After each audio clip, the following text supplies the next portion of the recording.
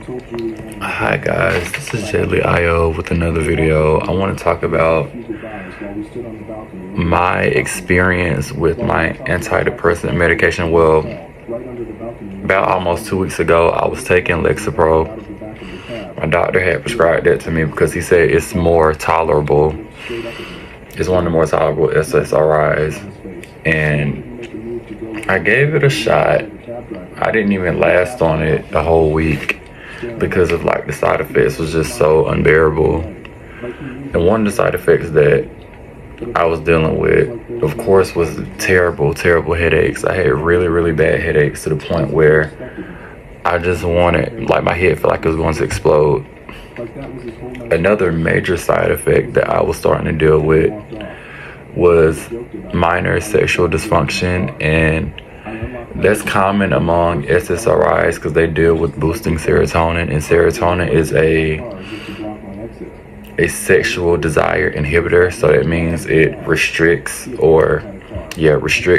sexual desire and things of that nature. And with me only being 24 and I'm in a relationship, do you think I want to have these problems at my age?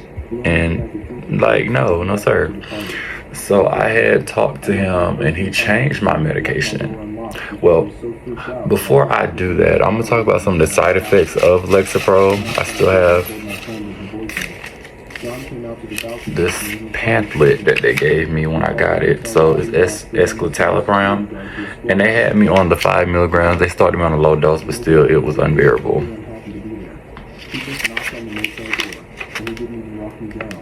Where can I find these side effects in here?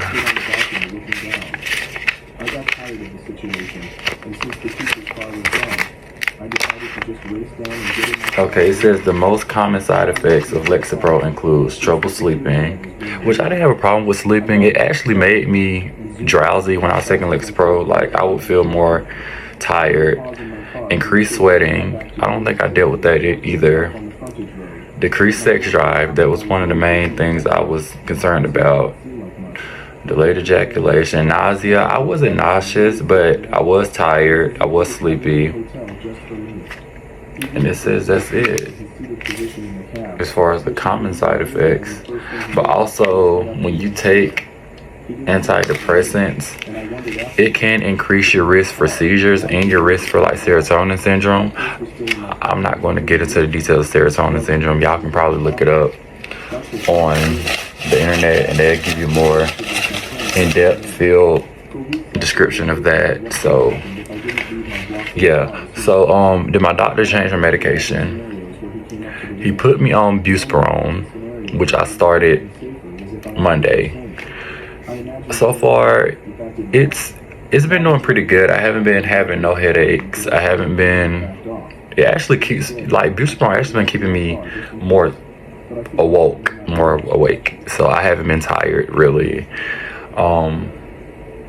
Another thing about Buspirone that I'm taking is that I'm on another 5 milligrams of a different, antidepressant. Well, it's not a first line antidepressant. See, like Prozac, Zoloft, escitalopram, and citalopram, they are like the first line antidepressants that most doctors will prescribe first line treating anxiety and depression. But see, Buspirone is a second line agent, which they can use it in conjunction with an SSRI or SNRI. So it's kind of like a second class agent. So it's like to kind of combat those sexual side effects. But since I wasn't doing as well on Lexapro and I was having really bad side effects, my doctor just took me off of it altogether and he just put me on Buspirone by itself. And it's been pretty decent so far. But most of these medications take about almost 2 to 4 weeks for me to get the maximum benefits. So I'm still in the early stages of the medication. So I have to take this medication 3 times daily, morning, midday, mid-afternoon, and before I go to bed, which I already took my dose at 9 o'clock because I did it like 9 a.m., 3 p.m., and 9 p.m. So you could take it, like, I take mine 6 hours in between because I don't want to keep dosing, too early on back to back, because I don't want to have a risk of side effects and I don't want to increase my risk for overdose. So and Buspirone lasts in your system for like 2 to 3 hours. It's like it has a very short half-life, so it doesn't last long. But as far as how like I feel on it, I feel like it helps with like the anxiety. I'm less anxious. Like I don't worry as much as I normally would without taking it. So I feel more at ease. Like most things that would typically cause me to have a panic attack and get real like high anxiety, it's like I don't feel it. I don't feel none of that jitterness. I don't feel none of those armpit sweats, fast heart rate like I normally deal with when I'm very anxious. But I haven't tried it out as far as like dealing with my social anxiety because I haven't been anywhere. I've been in the house.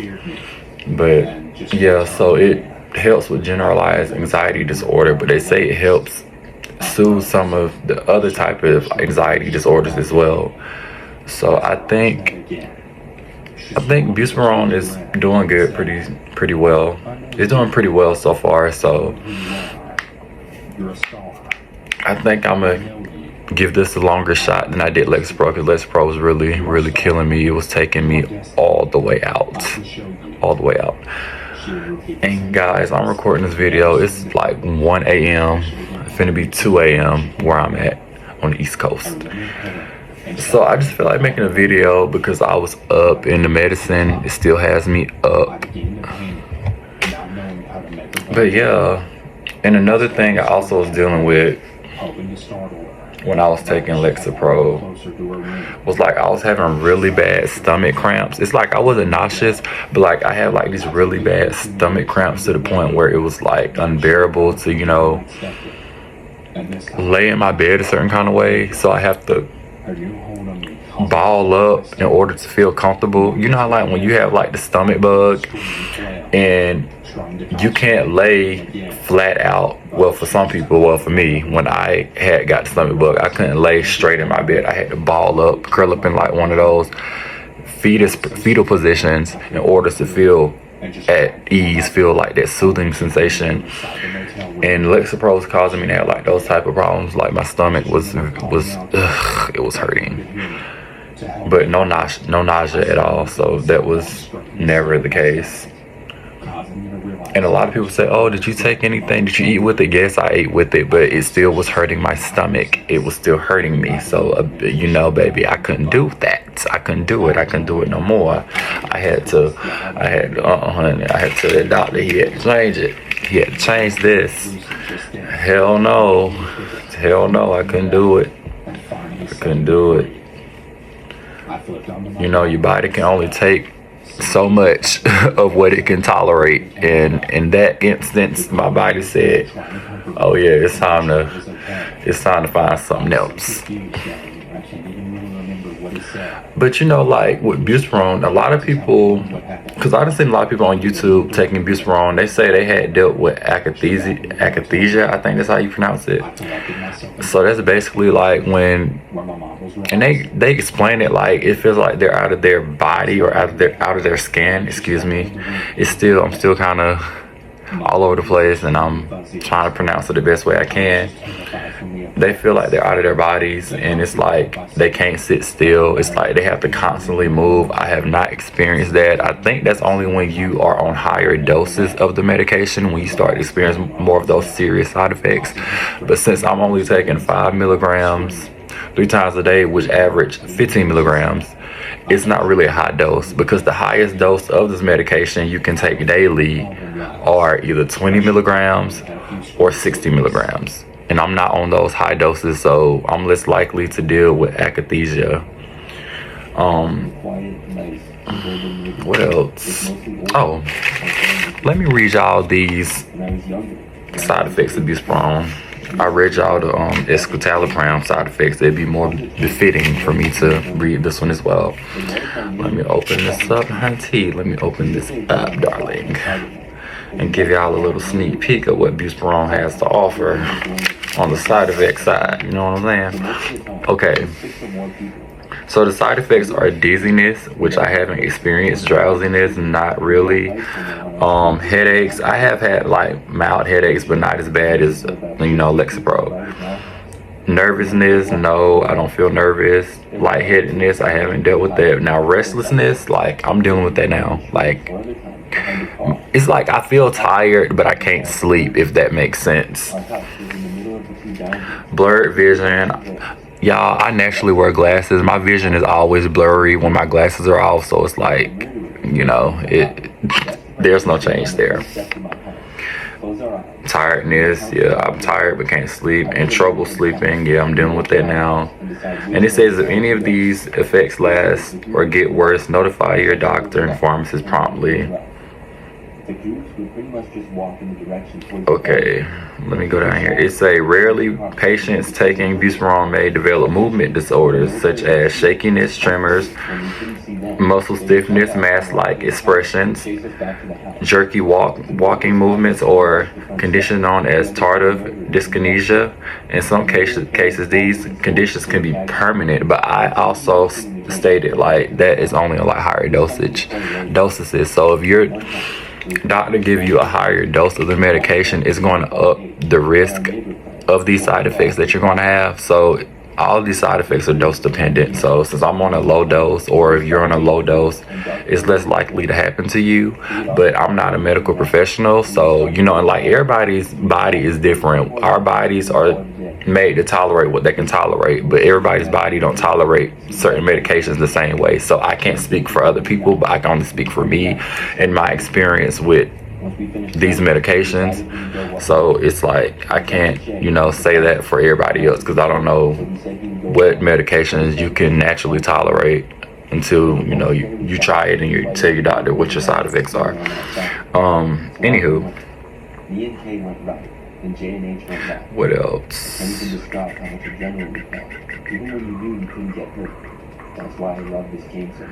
So basically that's it. And also another thing about Buspirone that is a nice benefit over the SSRIs is that it doesn't cause sexual side effects. So if you take this, you have a win-win. You get to get those anti-anxieties, benefits on top of the sexual benefits. You don't have to deal with not being able to please your partner in the bedroom, so you don't have to deal with that, because Buspirone is a serotonin antagonist. So it goes in there and it increases serotonin in parts of the brain where it's needed and decreases it in parts of the brain that it is not needed. And also it is a weak dopamine inhibitor. So that means, dopamine is like our reward system, and it's like what our desires are, like whether it controls our sexual desires as well. So it's like with it being like a weak dopamine inhibitor, it also releases dopamine. So that's the key perk of it when it comes to those sexual side effects. So that's the reason why I like it.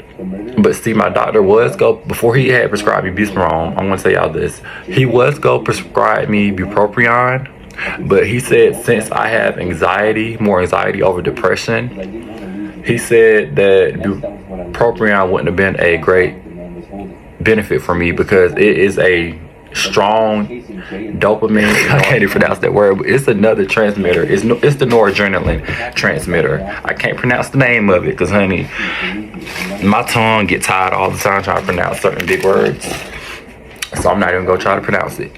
But yeah, it's the noradrenaline transmitter in the brain, and that's like, it deals with, it increases your heart rate, it makes all these different other symptoms to happen. And also when you have increased heart rate, that can also boost your anxiety as well.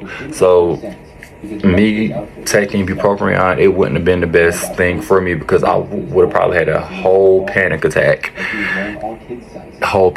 Like, why is my heart racing? Why am I getting jittery and things of that nature? So yeah, so he was go prescribe me bupropion for sexual side effects, but he realized, oh yeah, you're anxious. You have very bad anxiety, social anxiety, and generalized anxiety disorder. So it wasn't have been a benefit for me. It would have benefited me as far as the sexual side effects, but it wouldn't have benefited me as far as my anxiety. It would have made my anxiety worse opposed to making it better. So I would have just, you know, like I would have been in a worse predicament overall. But good thing he was, you know, very vigilant with the call that he made. Because, you know, most doctors, they'll just prescribe you something and they don't even tell you the side effects half the time. Like, I'm one of those people, if my doctor don't tell me the side effects, then I'm going to have to change doctors. Because, I mean, you need to let me know what the side effects are. Because just in case, if it's something that I can't tolerate, or it's something that's going to put me in a position of like, okay, I'm not taking this. It caused these type of issues. And I know like a lot of doctors, they look at the benefits over the risk, but sometimes you have to look at the risk too, baby, because everybody can't tolerate certain things that goes into their bodies. And so yeah, it was just like he made a good call. I feel like he did, and I'm tolerating bupropion very well so far. Not bupropion. I'm so sorry. They have similar pronunciations. Buspirone. I am tolerating Buspirone very well so far, but I won't get the full benefits until like another week or two. So I'm gonna stick it out. I couldn't stick Lexapro out. A bitch couldn't stick Lexapro out. I couldn't do it. It was just not giving. It was not giving. It was not, baby, it just wasn't it. It wasn't. And yeah. So if any of you guys are taking antidepressant medication, just let me know what were your experiences in the comment section below, and like this video so you know more people can tell their stories in the description, not the description, in the comment section. Share it, do anything y'all need to do and support me. I'm trying to, you know, vlog my anxiety journey and overcoming it, and give y'all more insight on these medications and how I'm doing along the way, along my journey. And I want to also know what y'all journey are dealing with anxiety or depression. You know, I deal with both, but my depression is not as bad as my anxiety. But if you guys want to comment below about what your experiences are and what medications your doctors are prescribing you, feel free to do that. Just like, subscribe, and all of that good stuff. And you know, we can build like a little family with this channel, because you know I love to hear everybody else's stories and get some insight on what your life is like dealing with these type of conditions. Because you know, a lot of people who are considered normal or don't have these type of mental health illnesses, they don't understand what we go through when we have these type of disorders. It's like they look at us like, oh, you're just over exaggerating, you're just overthinking a lot of stuff. It's not that I'm overthinking it, my brain is just wired this way. It's not that a lot of us can't help it. You know, when our brains are wired a certain kind of way, we can't just go in there and just switch it off. It's like before I started taking Lexapro, well, Lexapro was helping my anxiety, but it was just the side effects that were really killing me. Well, not literally, but you know, emotionally and physically down there. But Buspirone actually started helping me a little bit, and it just became a safer medicine for me, because even though it's a second line agent, it can also be used as a first line agent.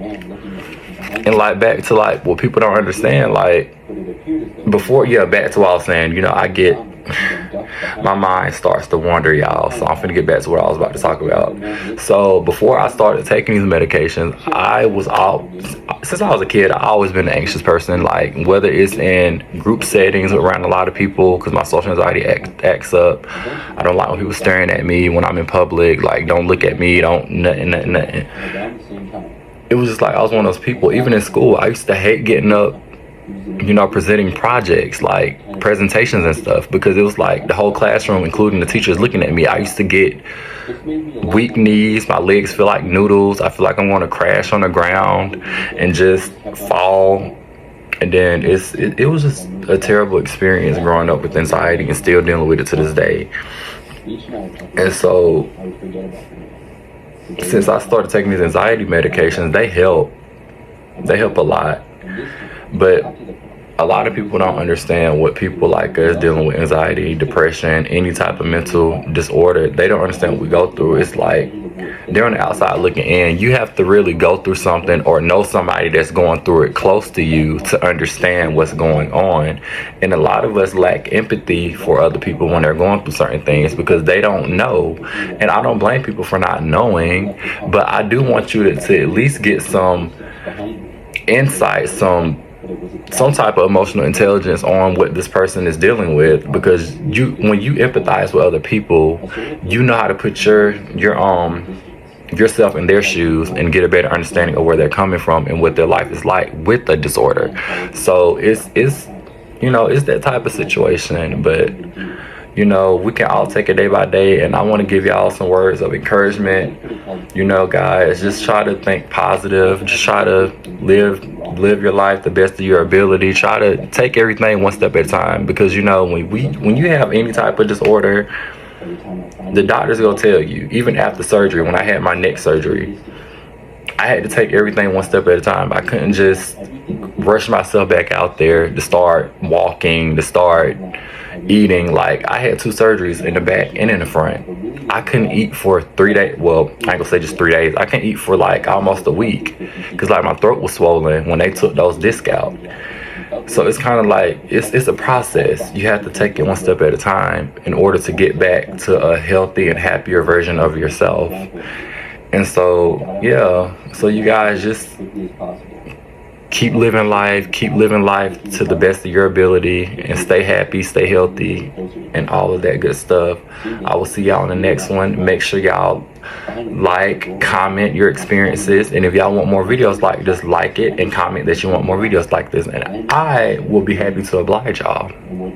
Your favorite gay anxiety guy, Jay Leo. Love you guys.